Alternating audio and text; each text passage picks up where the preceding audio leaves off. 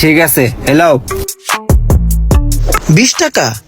মামা মনে হয় সচরাচর রিক্সায় চলাফেরা করেন না। এই জায়গায় নর্মালি ভাড়া আছে 50 টাকা। তাছাড়া সারাটা দিন আপনার পিছে পিছে ঘুরছি, আপনি বিভিন্ন জায়গায় খাড়াইছেন, চা খাইছেন, কথাবার্তা বলছেন, আমার সারাটা দিন লস হয়েছে মামা।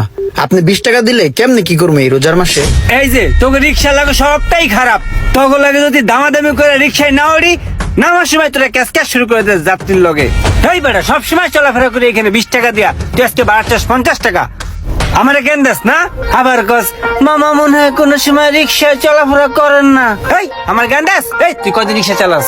হ্যাঁ, কদিন রিক্সা চালাস? মামা আমি তো লিগ্যাল কথাটাই কইছি, আপনি চিল্লাচিল্লি করতেছেন। তুই আবার আমার মুখ রূপে কথা কস? এই নাম এদিকে আয়, এদিকে আয়। কে তুই মুখে কথা বলি? মারতেছেন। তুই রিক্সা লই আমার মুখে কথা বলি, মুখে কথা বলি, মুখে কথা বলি। ওই ওই রে এমনি মারতাছে কে? আর কবি মুখে মুখে কথা আর কবি, ওই কবি আর কবি কবি কবি তোর মাইরা একদম আড্ডি গুড্ডি নলি ছুড়ে এলাম।